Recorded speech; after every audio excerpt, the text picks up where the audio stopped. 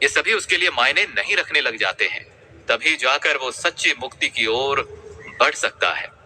सांख्य योगौ पृथग बालाः प्रवदन्ति न पंडिताः एकम प्यास्थितः सम्यग् उभयोर्विन्दते फलम्। भगवान श्री कृष्ण यहाँ स्पष्ट करते हैं कि संन्यास और कर्म योग अलग अलग रास्ते हैं। संन्यास यानी कि सांख्य योग, जिसमें गहराई से सोच और समझ का महत्व होता है। तो सांख्य योग और कर्म योग दोनों का उद्देश्य एक ही है, परमात्मा की प्राप्ति। कुछ लोग सोचते हैं कि संन्यास का अर्थ है संसार से दूर होना, गेरुआ वस्त्र पहनना और भिक्षा मांगना। परंतु असली सन्यासी तो वे हैं जिसने अपनी भावनाओं और इच्छाओं पर विजय प्राप्त कर ली है, जो सुख दुख अच्छे बुरे को समान दृष्टि से देखता है। इसी प्रकार कर्म योगी वो होता है जो संसार में रहते हुए भी अपने कर्तव्यों को निभाता है और इन कर्तव्यों के माध्यम से भगवान को पाने का प्रयास करता है। यत् सांख्ये प्राप्यते स्थानम तद्योगैरपि गम्यते एकम सांख्यम च योगम च यह पश्यति स पश्यति।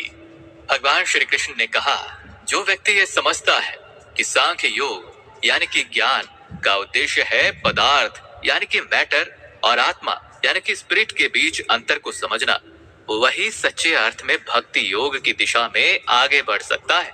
दोस्तों, मान लीजिए कि कोई पौधा है और उस पौधे के बारे में गहराई से जानना कि जड़ और पत्तों में पानी देने से पौधा स्वस्थ रहता है, तो इस ज्ञान को लेना सांख्य योग समझ सकते हैं। और फिर जाकर उस सेवा भाव को मन में लिए हुए कर्म करना यानी कि पौधे में पानी देने तक के कंप्लीट प्रोसेस को एक तरह से समझने के लिए भक्ति योग समझ सकते हैं।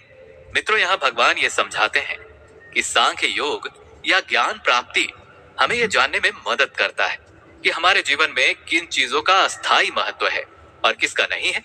यदि हम अपने समय का इन्वेस्टमेंट सांख्य योग में करेंगे यानी कि केवल ज्ञान प्राप्ति के लिए करेंगे तो उतना रिटर्न यानी पुण्य नहीं मिलेगा। लेकिन यदि हम अपने समय का इन्वेस्टमेंट भक्ति योग यानी कि भक्ति भाव से किए गए कर्म यानी कि आत्मा की संतुष्टि के लिए करेंगे तो उससे रिटर्न यानी कि पुण्य ज्यादा ही पुण्य मिलेगा, जो श्रेष्ठ होगा। मित्रों, जैसे अभी जो आप ज्ञान ले रहे हैं उसका रिटर्न आपको पुण्य के रूप में तो मिलना ही है, लेकिन यदि आप इस ज्ञान को भक्ति भाव और सेवा भाव से अपने नैतिक कर्म करेंगे तो उसका रिटर्न यानी कि पुण्य आपको बहुत ही ज्यादा प्राप्त होगा। संन्यास्तु महाबाहो दुख माप्तु मयो गतः योग युक्तो मुनिर ब्रह्म निचिरेणाधि गच्छति। भगवान श्री कृष्ण आगे कहते हैं, केवल सभी कर्मों का त्याग करने से कोई सच्चा सुख प्राप्त नहीं कर सकता, लेकिन जो व्यक्ति भक्ति में लगा हुआ है और ज्ञान से युक्त है वो शीघ्र ही परमेश्वर को प्राप्त कर लेता है। दोस्तों, यहाँ भगवान समझा रहे हैं कि मात्र ये जान लेना कि कर्म का महत्व क्या है या किसे करना है पर्याप्त नहीं है।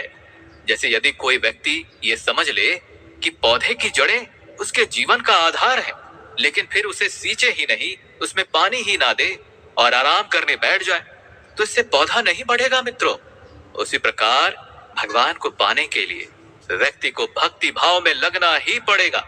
और ऐसा व्यक्ति जो केवल ज्ञान प्राप्ति तक ही सीमित नहीं रहता मित्रों, बल्कि उसे भक्ति में बदल देता है, वो विचारवान कहलाता है और शीघ्र ही परम सत्य को प्राप्त करता है। योग युक्तो विशुद्धात्मा विजितात्मा जितेंद्रियः सर्वभूतात्मा भूतात्मा कुर्वन्नपि न लिप्यते। भगवान श्री कृष्ण कहते हैं, जो व्यक्ति भक्ति भाव से कर्म करता है, जो आत्मा की शुद्धता को प्राप्त कर चुका है और जिसने अपने इंद्रियों तथा मन को वश में कर लिया है, वो सबका प्रिय होता है और उसे सब लोग प्रिय ही मानते हैं। ऐसा व्यक्ति कर्म करते हुए भी संसार के बंधनों से मुक्त रहता है। मित्रों, भगवान समझाते हैं कि सच्चे रिश्ते और सभी का प्रिय बनने के लिए व्यक्ति को सबसे पहले अपनी इंद्रियों पर नियंत्रण यानी कि कंट्रोल करना होता है।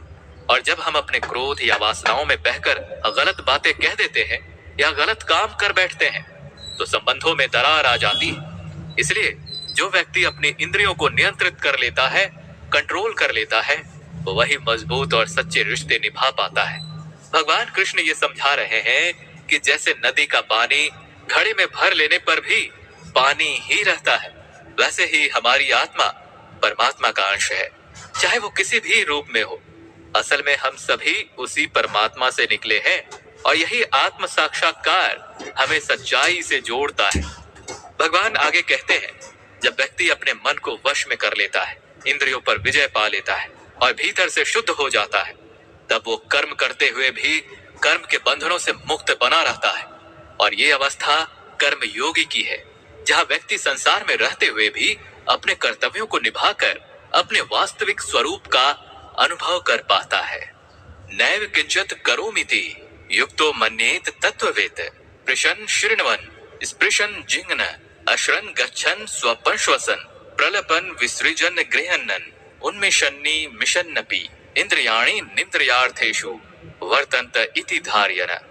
भगवान श्री कृष्ण कहते हैं, हे अर्जुन, जो दिव्य भाव से युक्त व्यक्ति है वो देखता है, सुनता है, छूता है, सूंघता है, खाता है, चलता है, सोता है और श्वास लेता है, फिर भी सदैव ये समझता है कि वास्तव में इनमें से कुछ भी वो नहीं कर रहा है। जब वो बोलता है, छोड़ता है, ग्रहण करता है, आंखें खोलता है और बंद करता है, तभी वो जानता है कि ये सभी कार्य भौतिक इंद्रियां कर रही हैं और वो आत्मा इन सब से अलग है। भगवान यहाँ समझा रहे हैं कि सच्चा आत्मज्ञान ये है कि हम अपनी इंद्रियों से किए जा रहे कार्यों में स्वयं को नहीं जोड़ते,